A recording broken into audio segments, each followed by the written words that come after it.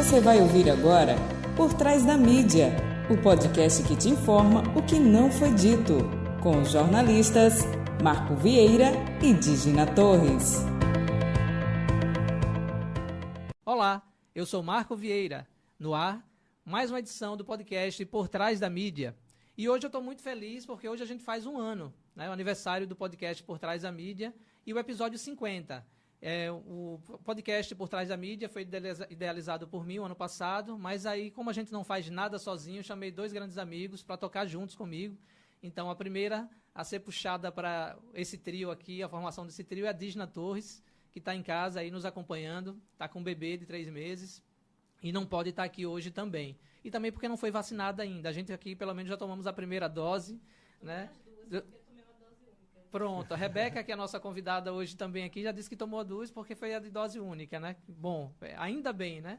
E a gente tá cheio de própolis, né? Extrato de própolis e mais a primeira dose para poder fazer aqui nesse ambiente da produtora Clip Filmes, com a distância aí de quase 2 metros e poder conversar com vocês hoje. Então, bem-vindos, todos que estão aí nos assistindo.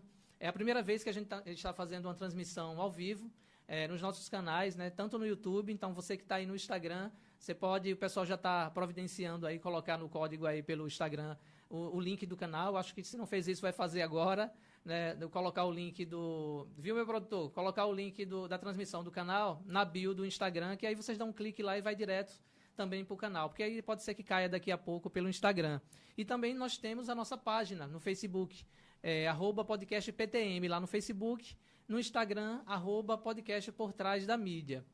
Então, nós somos, né, o nosso terceiro integrante desse trio, que não é trio pé de serra, mas é um trio de amigos aí do jornalismo, da comunicação, é o Tiago Paulino, que além de ser um grande amigo, irmão meu, sócio na produtora Clip Filmes, ele também hoje está aqui como pesquisador. Tiago tem mestrado em comunicação e doutorado em sociologia e é um pesquisador do forró. Então, nada como um tema tão gostoso como é o forró, que nós, principalmente os nordestinos, amamos tanto, né? E para a gente falar nesse dia de hoje, em comemoração ao primeiro aniversário do podcast Por Trás da Mídia, nessa edição 50. Tiagão já é da casa, é o nosso pesquisador Tiago Paulino. Bem-vindo, Tiago. Obrigado, Marco. Né? Daqui a pouco a gente começa o nosso papo sobre o forró, né? Ele lançou um livro, Palco de Disputas e Disputas pelo Palco no País do Forró, e a gente vai falar um pouquinho, entrando profundamente nesse coração do forró, para entender como funcionam essas relações que nem sempre são harmoniosas, mas que dá um resultado que nos enche de alegria e de felicidade, aquele forró gostoso que a gente gosta, né? E de entender também, né? Tudo que envolve a cultura do Nordeste também aqui. Então, o podcast Por Trás da Mídia, nesse primeiro ano, já abordamos aqui educação infantil, já abordamos saúde mental, já abordamos puerpério, abordamos também sobre a questão da igualdade racial. Então, são temas que são pertinentes, né, fazendo cumprir a função social do jornalismo, essa é a nossa missão, né? Então, nós temos um lado, que é o lado da justiça social, esse é o podcast. Então, todas as abordagens que a gente faz, a gente sempre aborda por esse lado do viés humanístico. Outro retorno aqui, mas daqui a pouco passa. Vamos ter isso mesmo, porque ao vivo não tem jeito, né? Mas eu estava falando que nós três, né, que formamos o podcast Por Trás da Mídia, temos um lado, que é justamente esse lado humano, da justiça social. Então, todas as pautas que a gente desenvolve é através desse viés. E para a gente continuar produzindo o podcast Por Trás da Mídia por muitos outros anos aí, a gente precisa do apoio de vocês, né, que estão nos assistindo hoje, não somente de compartilhar essas informações, mas, se possível, ajudar financeiramente também, porque nós não temos patrocínio de ninguém. Como eu falei, a gente pratica jornalismo independente, e aí algumas pessoas assinam, né, na nossa campanha de financiamento coletivo, assina o podcast Por Trás da Mídia lá no Catarse, né? Como é que é esse assinar? Você escolhe um valor a partir de R$10 lá no Catarse, né? Tem um podcast Por Trás da Mídia, a campanha de financiamento coletivo, e você escolhe um valor para assinar. E mensalmente você fica dando essa contribuição para que a gente possa desenvolver outras pautas, né? E fazer, como eu falei, fazer cumprir, como eu falei, a função social do jornalismo, com tantos temas maravilhosos que a gente tem abordado, né? Além disso, nós também temos o nosso Pix, que é o 02 691 767 000130. Né? O Pix também, R$1 aí que você possa transferir para a nossa conta já ajuda muito, porque a gente precisa pagar a energia, a internet, enfim, né? A produtora, que é nossa parceira, né? Para continuar tocando aí o podcast Por Trás da Mídia. Tiago, mais uma vez, bem-vindo, boa noite primeiro, né? Obrigado, Marco, pela oportunidade de falar um pouquinho sobre esse tema que mexe com os corações e corpos, né? Que é o forró, e também reforçar que parabéns para o Por Trás da Mídia, né? Manter um ano ininterrupto, assim, semanalmente, um programa de informação de qualidade, né? É algo extremamente essencial, principalmente nesse mundo que a gente está permeado de tanta fake news, tantas informações tortas, né? E você está na raça aí disso, então está de parabéns aí, porque realmente produtor, apura, edita todas as notícias, então está de parabéns bastante, né? Quem puder, né, realmente reforçar essa coisa de financiar colaborativamente o nosso programa é essencial para poder que a gente até dê mais corpo para esse projeto, né? Amplie ainda mais. Muito obrigado. E a nossa segunda convidada especial de hoje é Rebeca Mello, a talentosa Rebeca Mello. Rebeca com 2 Cs, viu? Que eu demorei para achar ela nas redes sociais, porque é com 2 Cs. Né? Rebeca, muito obrigado pela sua disponibilidade de estar com a gente hoje. Eu que agradeço o convite, é uma honra, uma alegria estar aqui justamente nessa data comemorativa, né, que celebra um projeto tão bacana, que é um podcast independente, aqui diretamente, tipicamente sergipano, é importantíssimo. Então, acho importante que a gente se some, e eu agradeço muito que vocês tenham me convidado para participar. Legal. Daqui a pouco a gente continua o nosso papo, tá? Eu vou começar com o Tiago e depois eu volto para você aí, tá bom? Que ontem ainda tem o Sanfona de Ouro, a gente vai falar sobre isso, né? Também, né? Vamos lá, então. Tiagão, né, você, doutorado, seu livro, né? O que eu citei no início, o Disputas pelo Palco no País do Forró, né? E palco de disputas também. Você tem toda uma abordagem, eu tive a honra de fazer parte, documentando com fotografia, com filmagem também, um pouco da sua pesquisa. Eu queria saber primeiro o que é que te levou a escolher esse tema do forró, né, para que você, e como é que foi esse processo do desenvolvimento da sua pesquisa mesmo, quanto tempo durou? Eu queria que você começasse falando um pouquinho sobre essa parte que né, todo pesquisador, todo cientista faz, para culminar num resultado tão belo que foi, para que as pessoas entendam como é que é esse processo também, para ver que é trabalhoso e para valorizar um pouco mais o trabalho de todo pesquisador. Toda pesquisa, acho que toda pesquisa em várias áreas da ciência, né? E nas ciências humanas, na sociologia, acho que não é diferente, ela parte basicamente ou de uma angústia grande, né, do pesquisador, ou de algo que ele gosta muito, que é muito apaixonado, né? No meu caso, acho que foi das duas coisas, tanto na angústia quanto de algo que motivasse bastante, né? Eu fui fazer uma gravação de um web documentário, um curta documentário na época, sobre jovens sanfoneiros, né? E a gente começou a gravar com vários jovens sanfoneiros daqui de Sergipe, né? Muito talentosos.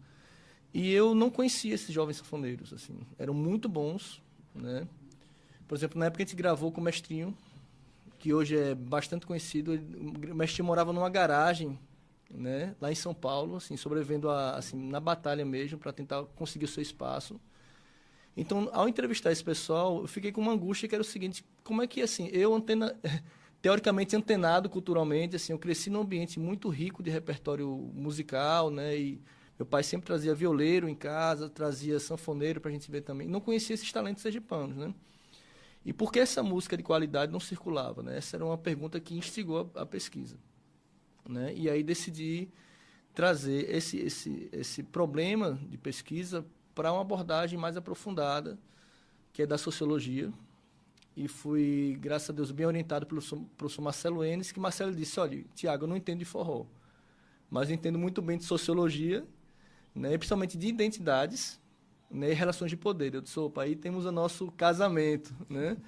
Porque o forró ele mexe muito com as identidades, né, que a gente chama de processos identitários, né? A pesquisa durou mais ou menos uns 4 anos, o doutorado é o tempo que a gente tem, né, de 4 anos. As entrevistas se concentraram no começo e conversei com grande parte, assim, a maioria foram forrozeiros tradicionais, que era o meu foco mesmo, que a gente conhece como forró pé de serra, né? Mas alguns dizem que isso é forró mesmo, né? Isso até o nome forró já é uma disputa, né, de sentido, né?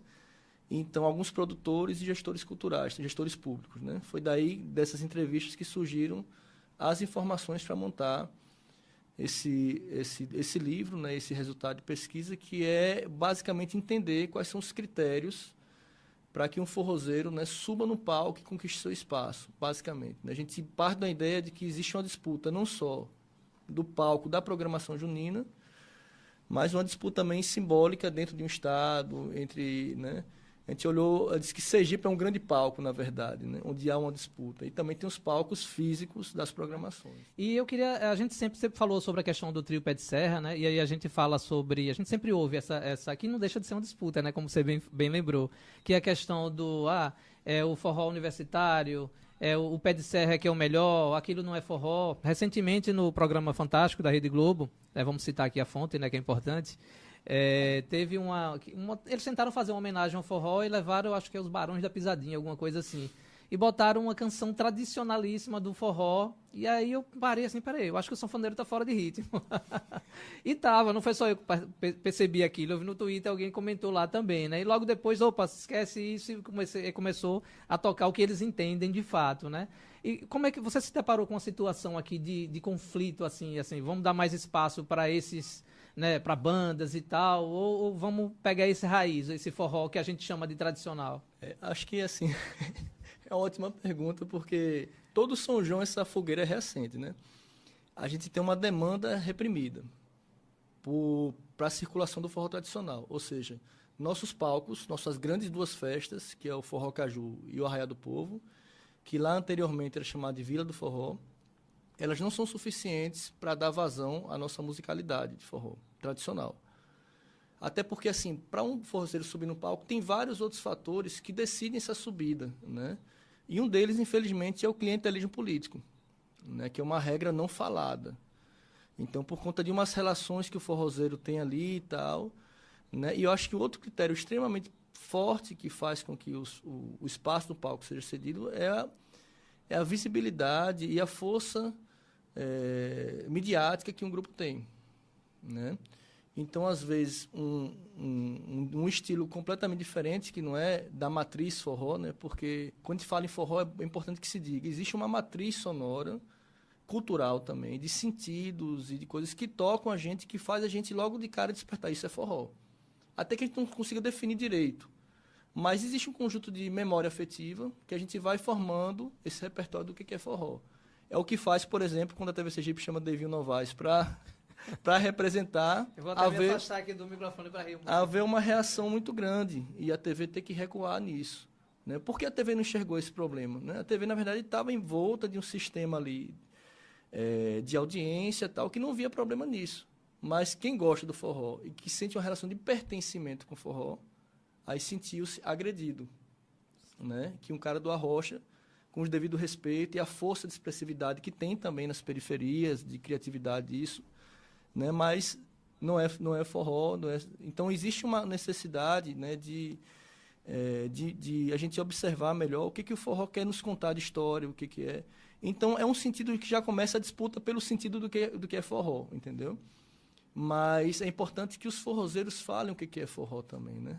Porque eles estão envoltos dessa arte, dessas vivências, e foi isso que a gente tentou buscar, né? Tem uma frase muito boa de Jacinto Silva, que eu usei como definição no trabalho, né? Não foi um estudioso, mas foi um cara que viveu forró e é uma referência como o Jacques do Pandeiro o Jacinto Silva, que é do Palmeira dos Índios, ele disse, forró é chão, é xote, é chachado, baião, isso é que é forró, é poeira, é povo, né? Então, isso é que faz com que as pessoas percebam o que é forró também. Agora, é claro que, assim, tem várias camadas que outras pessoas vão agregando. Por exemplo, alguns dizem que o forró vai se evoluindo, então tem um forró eletrônico. São, na verdade, rótulos que se criam de forma mais didática para poder entender melhor algumas peculiaridades desse gênero, né? Certo. Eu acho que eu vou chamar a Rebeca para participar da gente desse papo. Acho que também, deve, né? porque... Ela também é forrozeira, né? Então já traz logo para não esperar. A visão da forrozeira também. Pois é, né? Já que, né, a visão dela, né? Um pouquinho disso aí que Tiago falou, Rebeca, né? Você também vê por aí nessa linha que Tiago está levando, você como, né, artista também local, né? Então, eu acho que o forró, ele admite expressões diversas, né? Hoje em dia, a gente entende que existe um nascedouro e que, com o passar dos anos e enfim, com as mudanças da própria sociedade, a música como um todo ela foi se transformando. E eu, particularmente, opto pela defesa do forró tradicional, porque eu acho importante que essa tradição cultural, que é raiz nossa, que é pertencimento, como vocês bem pontuaram, ela se perpetue, né? E eu acho, eu entro na história como alguém que busca a representatividade feminina no forró, né? Que é algo que, se você for observar percentualmente, é bem pequeno aí o percentual de mulheres que cantam forró ou principalmente tocam instrumentos no forró, né? Aconteceu um episódio engraçado, eu fui gravar o Encontro Nordestino de Cultura no Gonzagão, e o rapaz da técnica de som fez: cadê o cara do triângulo? Aí eu fiz: sinto lhe decepcionar, mas é a moça do triângulo. E chamei Claudinha Araújo, que é minha trianguleira, que eu estava procurando ela. Por quê? Porque a expectativa já que seja um homem. E isso é muito significativo, né? Então, assim, uma das principais coisas que eu busquei quando eu resolvi finalmente me fixar no forró, porque, assim, só para traçar um histórico recente, eu comecei a cantar em 2007, mas a partir de 2016 eu formei o Nona Trio junto com Lígia e Glorinha. A gente começou em 2018 a ocupar os palcos juninos. A gente já tinha feito todos os projetos que a gente vinha fazendo tinha referência na mulher na música. Então a gente fez A Flor da Pele, a Mulher na obra de Chico Buarque, Flor do Mandacaru, a Mulher na música nordestina, e a gente quis, por questão de vontade, de pertencimento, cantar forró tradicional. Então, não fizemos um repertório só focado na mulher, mas éramos 3 mulheres fazendo a defesa do forró tradicional, ocupando os palcos, cantando forró. Então, foi algo que foi significativo. Em 2018, 2019, a gente fez a Raia do Povo, fez Forró Caju nos 2 anos. 2020, começou Forró Caju em casa, a gente fez também Forró Caju em casa. E, a partir do início da pandemia, aí a gente ganhou o Troca Sanfona de Ouro 2018, 2019. E, a partir do ano passado, o que aconteceu? O Nona Trio deu uma parada, por conta da pandemia. E aí eu falei: bom, quero tocar minhas coisas. E aí já tinha feito um show de samba focado em Maria Rita Roberta Sal, os sambas delas. Era um projeto recente meu, e eu resolvi que eu queria focar no forró tradicional, no meu projeto autoral. Eu comecei a compor mais, eu já tinha uma música com Bob Lelis, e aí comecei a redirecionar todas as minhas composições a partir dali, que eu não compunha antes disso, e os projetos da Lei Aldir Blanc para o forró. E o primeiro lugar que eu resolvi fazer para isso foi um repertório só homenageando Marinês e Anastácia, chamado Rainhas do Forró. Justamente porque eu entendo que, para eu poder chegar em algo, é algo até simbólico para mim. Eu tenho a necessidade de reverenciar quem já está. Quem veio antes, quem abriu caminhos e quem é referência, entendeu? Então, por exemplo, eu sempre faço questão de reverenciar as mulheres sergipanas do forró em todos os shows que eu faço, né? Falo de Amorosa, falo de Luísa, falo de Joésia Ramos, falo de José, e entre outras que já se foram, como Clemilda. E então, assim, é muito importante que a gente saiba e mantenha essa história delas viva, né?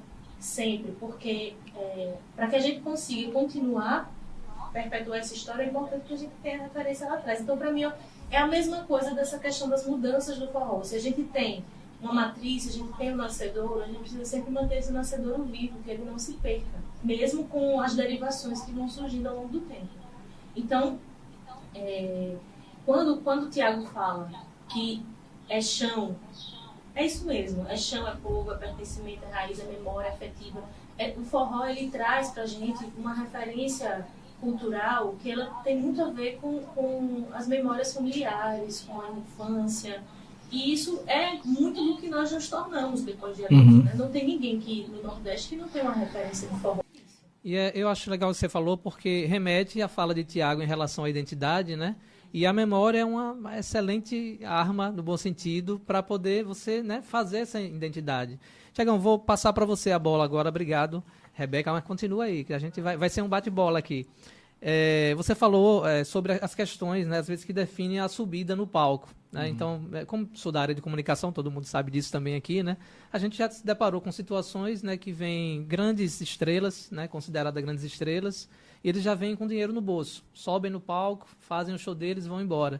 E o artista local, geralmente, às vezes, passa 3 meses, 4 meses, até próximo de 1 ano para receber essa grana né, tão suada, que eles esperam tanto tempo para poder participar de um evento, por exemplo, como Forró Caju ou outro aí desses que a gente já conhece, né? O que é que é possível mudar essa mentalidade do gestor, de conscientizar que todo artista é igual, pelo menos nesse reconhecimento do trabalho? O que é que a gente deve fazer para tentar mudar isso? Eu acho que não só é possível, como já tivemos algumas iniciativas nesse sentido, sabe?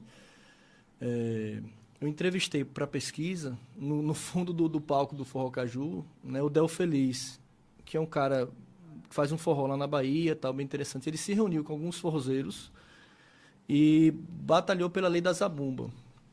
A Lei da Zabumba era uma iniciativa interessante voltada para as programações do governo do Estado e que tinha que estabelecer algumas cotas, né, obrigatórias, né, para o artista local do forró nos festejos juninos do Estado, né? Isso é interessante porque assim, existe uma indústria predatória e muito bem organizada, né, do sertanejo, né, que isso ocupa um espaço muito grande. O gestor, né, geralmente, infelizmente, muitos gestores, né, eles olham o palco público apenas como algo para alavancar, né, a carreira política, né, o prestígio político, né? Porque imagine você ter uma audiência mega ali, você bota um show muito grande. Então, isso tem uma força muito grande no agir político dele ali, né?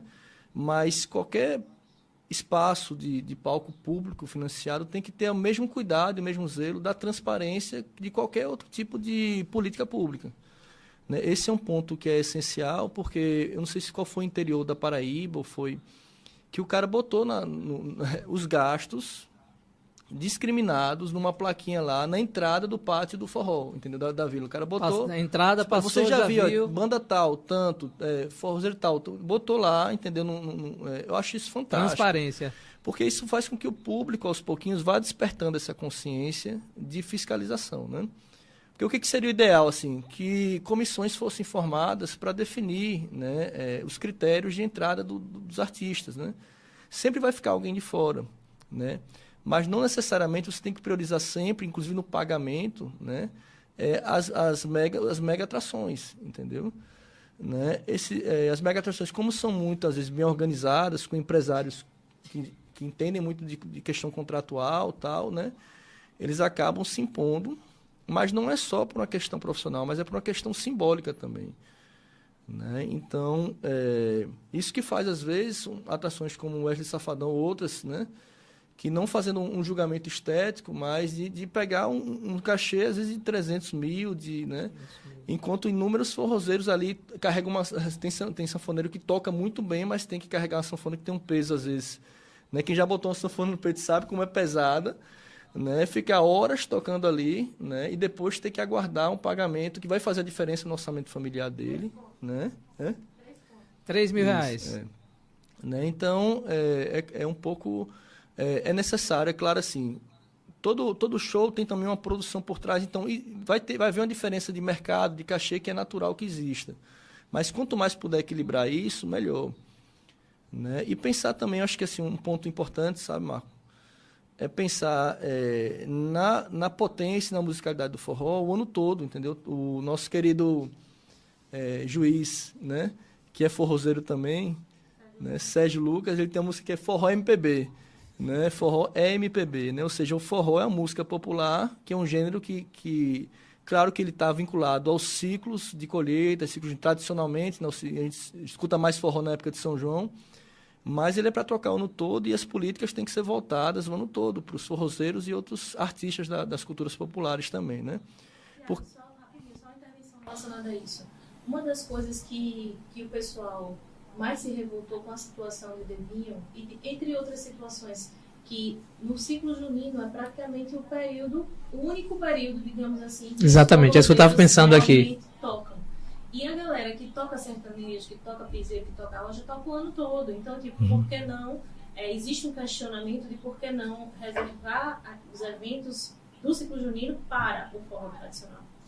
Então, é uma questão que precisa ser muito trabalhada também, porque existe o mercado da música comercial, da indústria cultural, dos veículos de massa, né, que tocam muito mais arrocha, muito mais sertanejo, muito mais... Então, se você for olhar as grandes rádios, as rádios mais comerciais, você vai ver que, prioritariamente, eles eles tocam esse tipo de música e dificilmente você escuta Dominguinhos, Luiz Gonzaga tocando nessas rádios, ou até artistas mais recentes que produzem forró tradicional, como eu, por exemplo.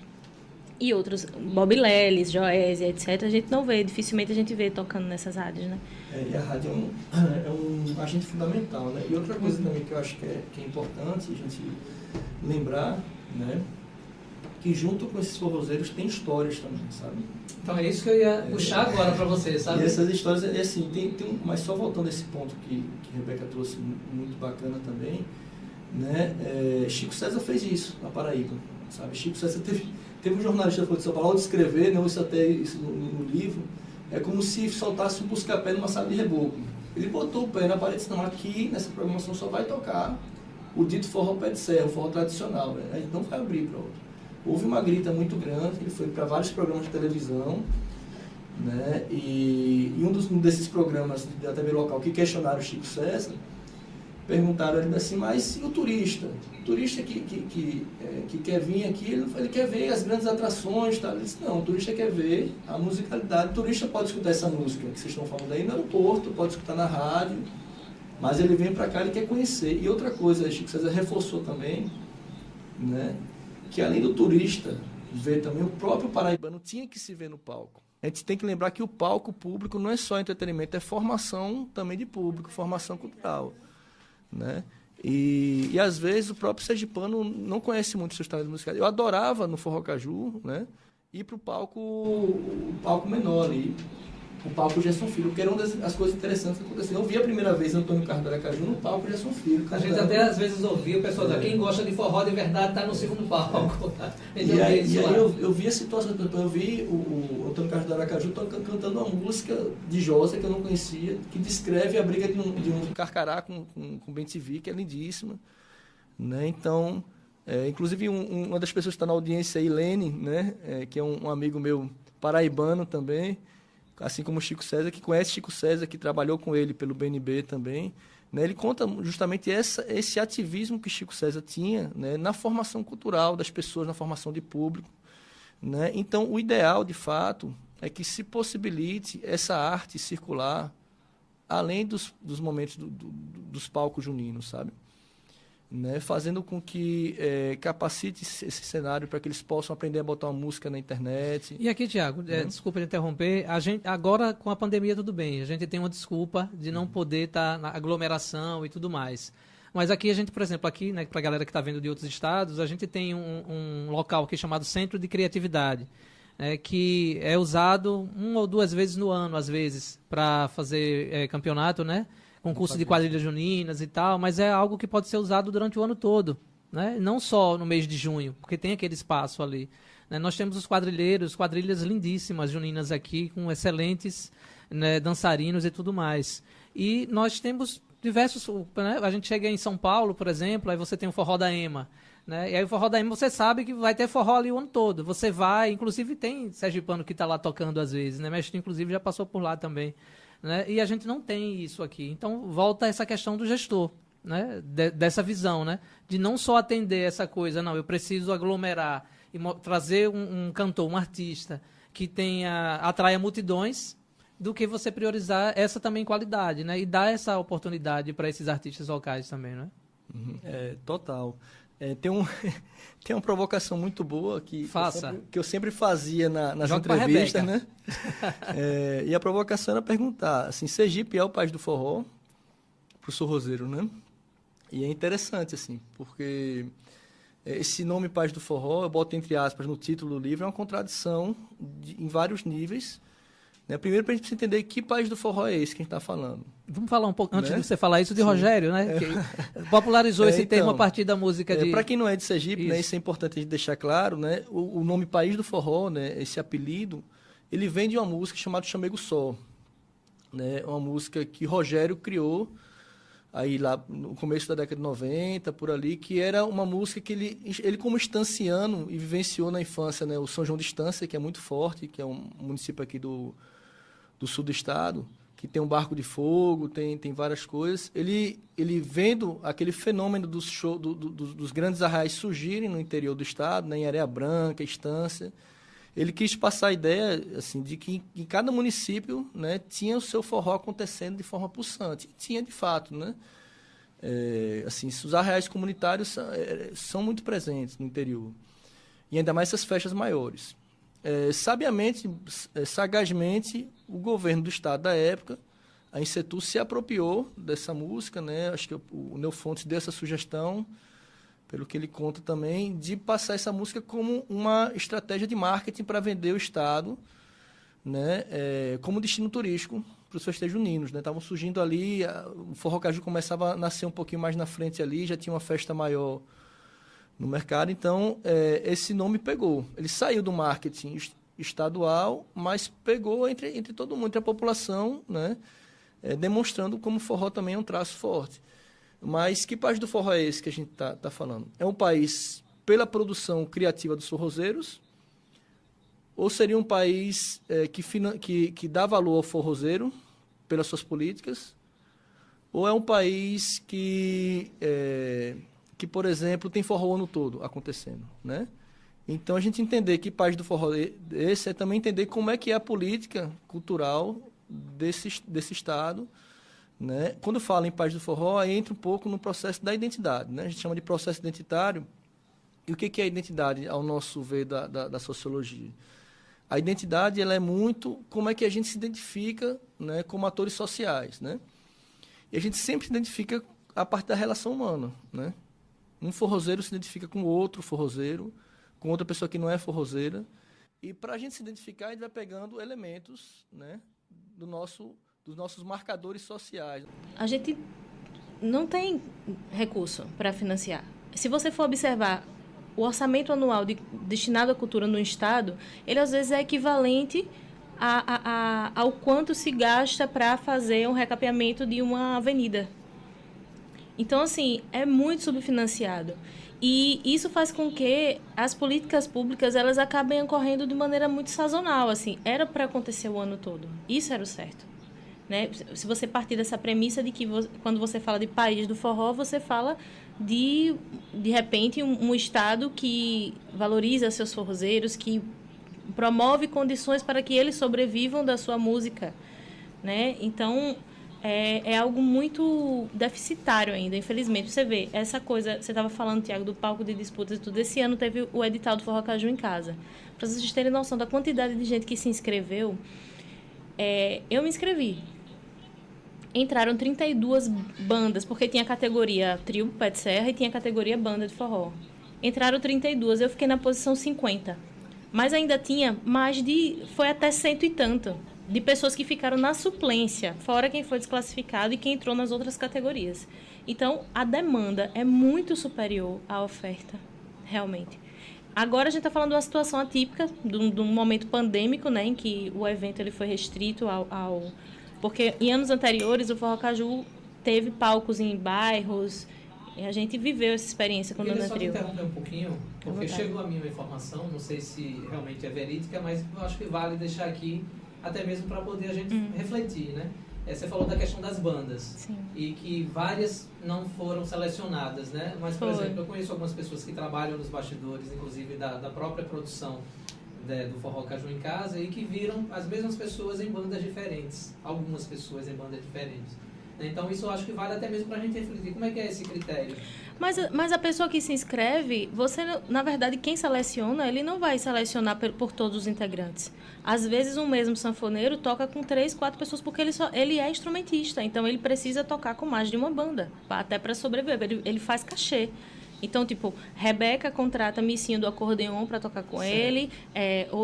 Outra banda, Calcinha Preta, contrata Missinho do acordeon para tocar com ele. E assim vai. Então, tipo, as mesmas pessoas em várias bandas é algo que eu acho que não tem como ter esse controle. Mas enquanto a locução, o cantor, por exemplo, se for o mesmo cantor... Não, eu não vi... Não, eu entendi, mas eu não conheço experiências que tenham acontecido, por exemplo, de um mesmo cantor tocar em mais de uma banda que tenha sido selecionada, entendeu? Tipo assim, por exemplo, se Rebeca se inscrevesse e se inscrevesse na Nantrio, ia entrar os dois? Não ia. entendeu? Entendi. Certo. Dificilmente ia. Aí você falou de missinho, né? E aí eu volto à identidade novamente, né? Como é que você escolhe o seu forrozeiro, o seu sanfoneiro Então, aí? são vários critérios, né? Quando a gente tocava com o Nanã Trio, a gente tocava com o Pedrinho Rochadel.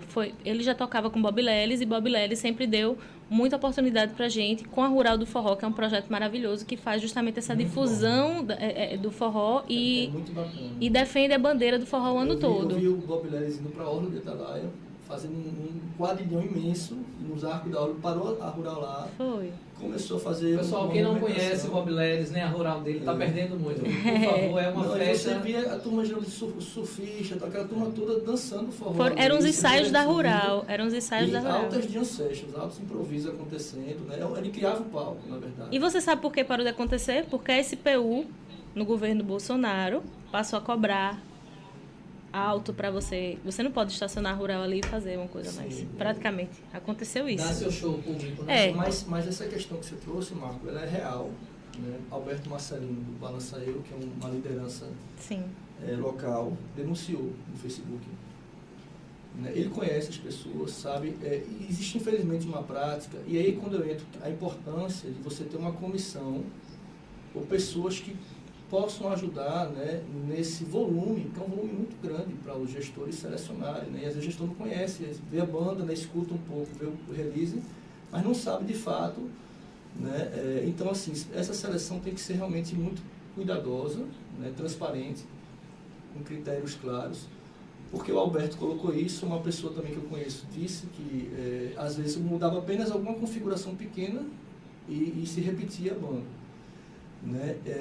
Isso que a Rebeca disse, o sanfoneiro acompanhar, isso não é problema, isso aí é necessário até, Sim. porque às vezes um bom sanfoneiro, né, ele é solicitado para o cara também, é até um cachê que ele vai receber, mas uma coisa é você pegar um sanfoneiro para tocar com você, um cara do Triângulo, outra coisa é você mudar pouca coisa, só o nome da banda e fazer esse arranjo.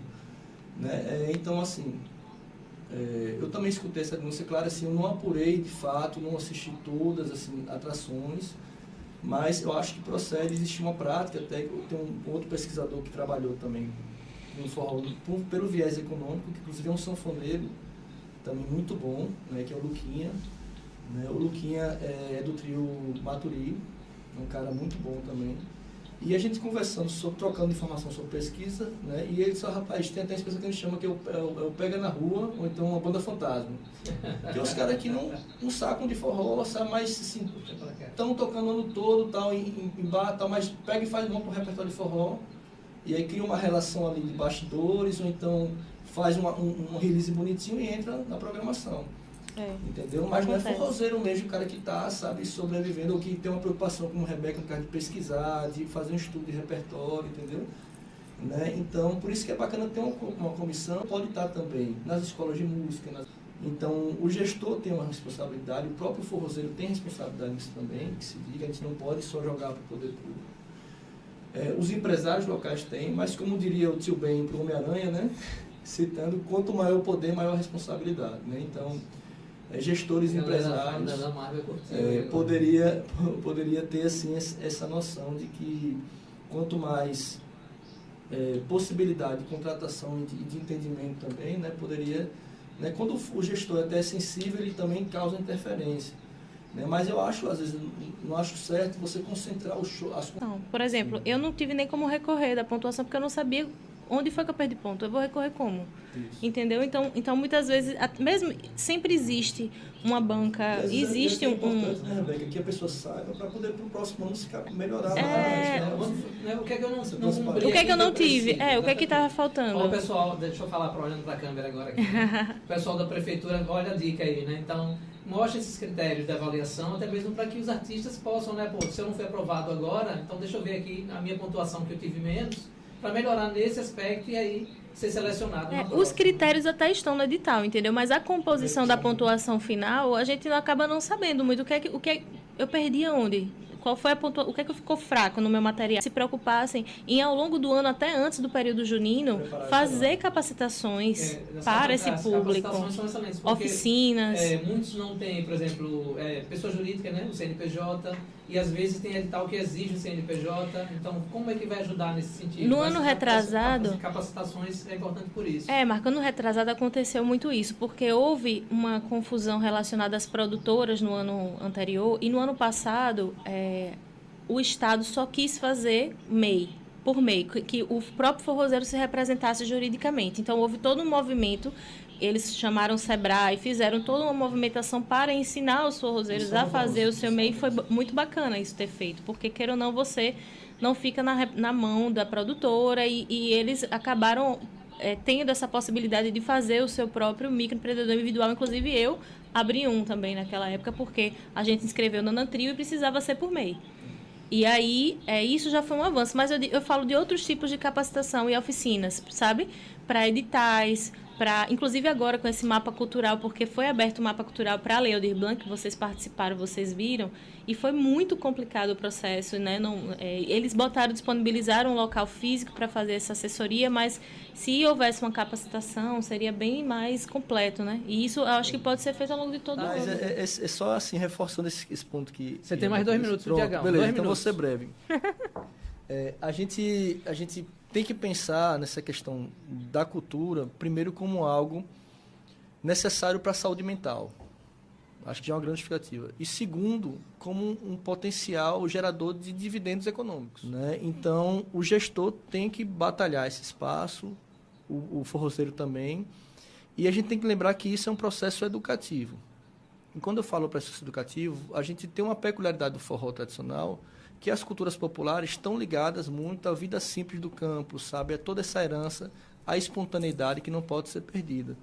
Mas é preciso que entre os grupos tenha aquela figura mais jovem, aquele que faça um pouco esse papel de produtor, entendeu? De que entenda um pouquinho o mínimo de um projeto, ou conheça alguém que faça o mínimo de um projeto, como botar a sua música na internet, entendeu? Quando tem essas questões de estimular o cenário a fazer MEI, é um empurrão para a turma se virar e virar MEI. Mas o ideal é isso, é você, do ano todo, né, uma Secretaria de Cultura, uma Secretaria de Inclusão Social, ou enfim, que possa pensar nessas frentes de desenvolvimento econômico, capacitar o cenário com práticas realmente educativas mesmo, né?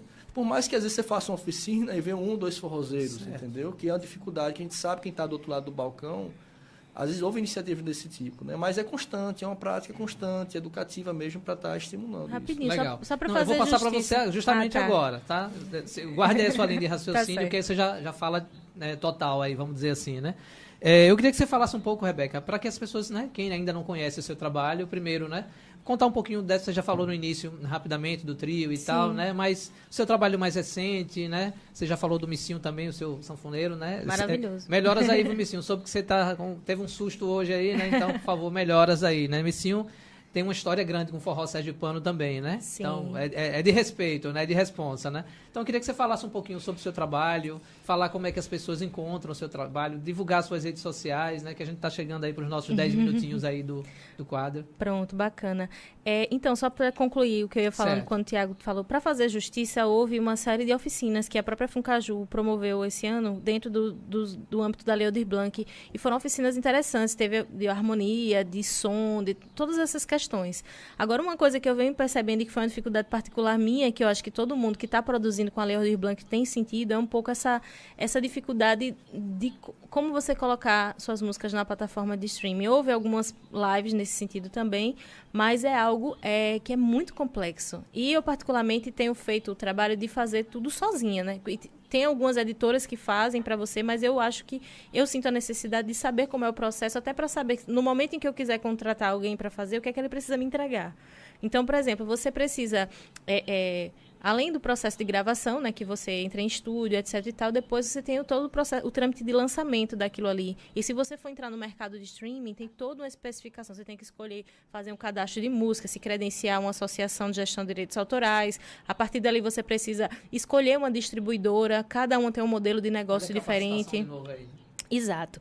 Um modelo de negócio diferente. O que é mais vantajoso para você? E na sua programação de lançamento, como é que você faz? Você lança single, você lança EP, você lança álbum? Qual é a periodicidade disso? E a parte de estratégia de marketing e divulgação? Porque acaba que você lança e aí, agora? Agora nada, é isso. Você lançou, tá lá, não vai mudar nada na sua vida, entendeu? E você fica, pronto, me sinto feliz porque lancei, mas o tamanho do trabalho, ele não é diretamente proporcional à expectativa que você pode criar naquele lançamento. Então, isso é um processo que acho que com capacitações e com, enfim, um esclarecimento maior, porque o mercado da música hoje é streaming, né? Então, eu tenho vivido essa experiência, é algo que mudou totalmente, assim, a minha vivência na música do ano passado para cá, não só porque eu me tornei uma artista autoral também, comecei a desenvolver um trabalho, composições minhas em parceria com Bob Leres, com Lucas Campelo, com Raquel Diniz, com Álvaro Miller, tenho parceria com ele também, com a própria minha mãe. Mas Alvinho é um talento que ainda não foi... Inclusive... assim, ele tá represado ali, o cara. Tá represado. Ele é um excelente compositor. Inclusive, ele me mandou uma música um dia desse que eu guardei para o meu próximo EP. Eu vou gravar a música dele, que eu adoro as composições de Alvinho. Aí fiz uma parceria com ele, uma com Raquel, uma com Lucas Campelo, uma com Bob Leles, uma com Taime Gouveia, que é artista plástica, minha tatuadora também, que ela também é uma excelente compositora. Uma com a minha mãe, Graça Mello. E tem outras composições que eu compus sozinha. E esse processo foi um dos projetos que eu escrevi na Lei Aldir Blanc, que é o EP Caminho de Volta, que, na verdade... Caminho de Volta. Só que aí é que tá. Eu gravei 10 músicas no total, mas o EP são 5. Sim. Então, eu vou entregar a FUNCAP como EP, porque foi o que foi contratado pelo edital, mas eu tô lançando no streaming como singles. Oh, que maravilha. Só que aí eu tô naquela confusão mental. E aí, lanço todo, porque eu tô gravando de Joésia Ramos, uma música dela, tô gravando uma música de Ivan Reis, e tô gravando também uma música de Lil Poetisa, de Japaratuba. Então, além das minhas 7 autorais, tô gravando essas outras 10 que não são minhas. Essa hora é interessante, por exemplo, para saber qual a melhor estratégia, né? Entendeu? Isso entendeu alguém que possa entender. Mas... Agora, eu vou até depois fazer positivamente uma ponte, certo? Existe um compositor, ele entrou aqui nesse instante no Instagram, não sei se ainda tá na audiência aí, certo? É um cara muito bom que tá em Minas Gerais, André Luiz, que ele fez você deu as músicas para a trilha sonora do nosso documentário. Isso que eu falava. Em Minas Gerais, o cara é fantástico, assim, a música dele é riquíssima. Morou na Barra dos Coqueiros lá e tal, e depois foi para Minas Gerais e bebeu numa fonte, assim, riquíssima, né? O João Bach, que é um dos caras que ele conviveu, que é um músico baiano, que é uma matriz sonora, assim, ainda pouco explorada, entendeu? Né? E aí, se fizer uma ponte contigo aí, ia ser bacana. Se o André Luiz estiver aí na audiência... Dê um alô aí. Já quero. Vai assistir depois, é muito bom. Já quero. Mas você estava falando da... Então, aí esse foi um dos projetos, e o outro projeto foi o Rainhas do Forró, né, que é a reverência que eu faço a Marinês e a Anastácia. Inclusive, fiquei muito feliz porque Paulo Correia entrou em contato com a Anastácia, ela mandou um vídeo. Eu fui dar entrevista no Nação Nordestina e Marco Faria, filho de Marinês, maestro Marcos Faria, também mandou um vídeo. Dando a bênção ao projeto, os dois, né? Eu fiquei felicíssima com isso e foi ao ar dia 27 de junho, agora na programação do Encontro Nordestino de Cultura, e eu quero gravar depois, fazer uma live, gravar melhor ele. E o Caminho de Volta, eu pretendo fazer uma live de lançamento aí nos próximos meses, mas preciso fazer uma forte captação de recursos, tanto para fazer uma mídia física... São composições suas, né? São autorais. Então, Caminho de Volta é uma das músicas que é uma parceria com Raquel Diniz, né? Ela tinha uma melodia... que era uma harmonia de Saulinho Ferreira, a melodia dela, e eu fiz, você tem uma melodia? Ela me deu, e eu fiz a letra, e a letra começa, caminho de volta, piso firme a andar. Aí eu acabei, como ela acabou dando o nome, e representa um pouco a minha volta para a tradição cultural, que são as minhas raízes culturais, que é o forró. Então, eu acabei achando que era simbólico. Eu só acho que devia cantar um pouquinho, né? Você fica devendo para a próxima. Eu posso convidar todo mundo para acessar minhas plataformas, meus canais, no Spotify, no Deezer, no YouTube, quem preferir, porque tem pessoas que ainda não usam as plataformas de streaming, né? Mas tem o YouTube aí, que é universal, você não precisa fazer conta para assistir. Como é que faz para procurar? O YouTube é youtube.com/Rebeca Melo Cantora, Rebeca com 2C. Ou então, se você quiser, na minha bio do meu Instagram, tem um link que dá direto pro meu YouTube. E se você entrar no Spotify, no Deezer, se botar lá Rebeca Melo, Rebeca com 2C, vai aparecer também. E tem as 3 músicas que eu já lancei, que são Caminho de Volta, Sem Dançar Contigo, que é uma parceria com Lucas Campelo, e Deixa Queimar, que é a parceria com Bob Leres, que foi o single que entrou aí pelo Troféu Sanfona de Ouro. Eu fiquei feliz porque o Troféu Sanfona de Ouro ele é uma premiação que contempla diversas categorias, né? E é uma iniciativa de Jorge Lins, que sempre busca valorizar a cultura e tal. Então, eu fiquei bacana porque é a primeira vez que eu ganho o Sanfona de Ouro no meu projeto solo. Eu ganhei o prêmio Cultura, ano retrasado, na categoria Voz Feminina, na música, mas não era o Sanfona de Ouro. O Sanfona de Ouro tem uma representatividade agora que eu estou realmente no forró tradicional. Legal. Tem mais alguma coisa que você gostaria de falar aqui? Eu não perguntei ao jornalismo agora.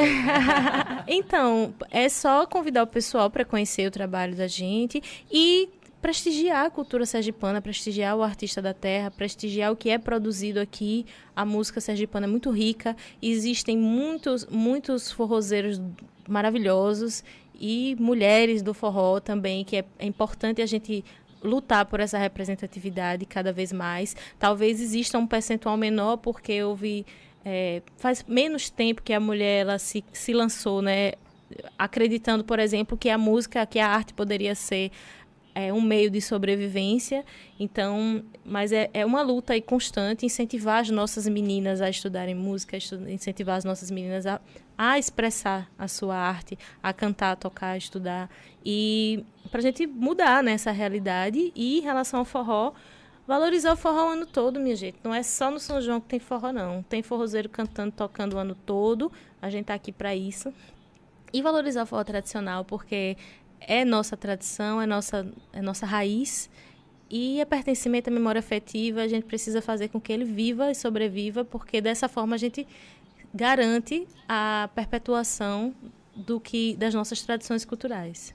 Legal, muito obrigado. Ela não vai sair, pessoal, vai ficar aqui porque tem bolinho hoje ainda. Ela vai levar a marmitex dela do bolinho também para casa, né? Que aqui a gente não dá para comer, senão vai todo mundo tirar a máscara. Mas vamos tirar uma fotinha daqui a pouco também. Vocês vão ver toda a equipe aqui que ajudou a fazer o programa de hoje, esse episódio 50. Tiago Paulino, suas palavras, suas considerações finais aí também. O bolo é da Money Cake, né? Vai ter um momento aqui do merchan que tá anotado. Não, eu só queria reforçar, assim, evocando um pouquinho as minhas memórias, né? Desculpa, lembrei de uma coisa. Sim. Antes de você ir para as considerações finais, lembre desses personagens aí belíssimos do seu livro, né? Sim, então era isso que eu ia falar, assim. Uma dessas histórias. Uma vez eu estava aqui em casa, debaixo da mangueira, assim, né? Meu pai estava reunindo os alunos dele e reunindo os forrozeiros também para tocar, né? E São Antônio Pastor, que é um tocador de oito baixo, começou a tocar assim maravilhosamente bem, né? E isso ficou muito forte na minha memória de criança, né? Eu entrevistei Edgar do Acordeon, né? Que infelizmente já partiu para outro plano aí, né? Edgar partiu de Covid, mas quando eu perguntei a Edgar quando foi que ele começou com forró, ele trouxe dois momentos da vida dele. Um, da primeira tocada numa usina, uma tocada paga, e o outro, quando ele era criança, né? E um vizinho que veio de São Paulo, alguém que veio de São Paulo, estava tocando, né? A sanfona na calçada, lá em Malhada dos Bois, e ele perguntou para aquela criança que estava do lado, que no caso era Edgar, você quer experimentar um pouquinho? Aí disse que ele pegou a sanfona, pequenininho, todo ajeitado, e disse, olha, eu nunca senti uma alegria tão grande no meu coração, como naquele dia ali. Mas é unanimidade.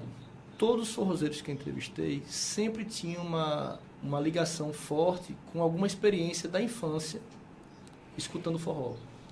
Marcelino escutava a mãe dele cantando, né?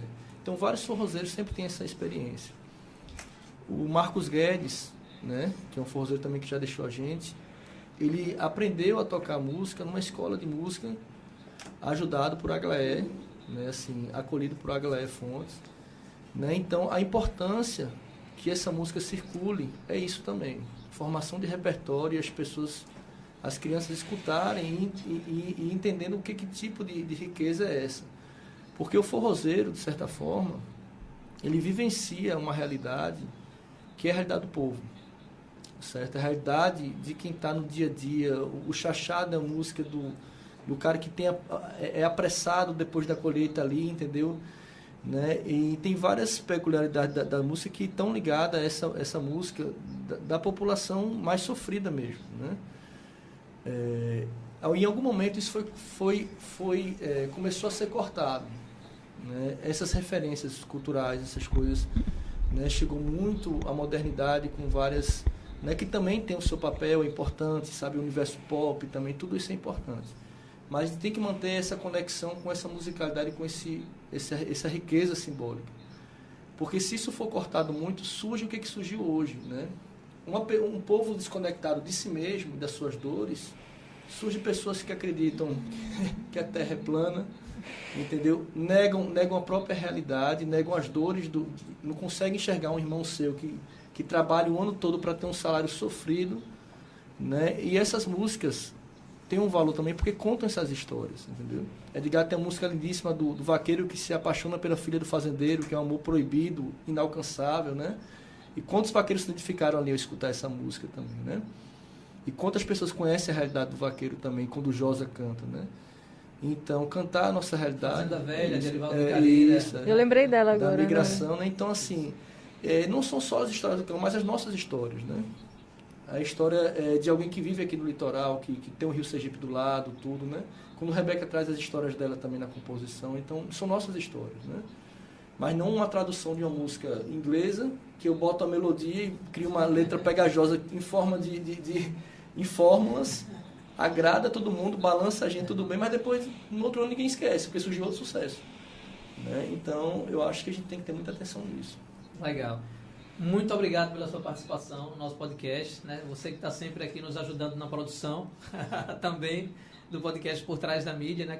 Como eu falei, e quem acompanha a gente também nas redes, pessoal, né? Pelo Instagram, eu publiquei essa semana 2 cards, né? 2 fotinhas lá do Thiago, que é o nosso produtor e apresentador também, e da nossa querida Digina Torres, que também está por lá. Então, o Thiago sempre está por aqui, é meu grande amigo e irmão, sócio da produtora e tudo mais, está pertinho, né? Mas tem um conhecimento herdado aí, bebeu de uma fonte raríssima, que é do Dona Vale e do professor Paulino, né? Tem uma biblioteca aqui na residência deles aqui que cresceu bebendo de muita cultura e tem muito para colaborar com a nossa sociedade. Foram meus principais orientadores, se não fossem eles, né? Claro, assim, não só pelo meu nascimento, mas o nascimento do livro não surgiria se não fosse as conversas, os diálogos, as revisões, né? E o conhecimento que eles me passaram. Legal.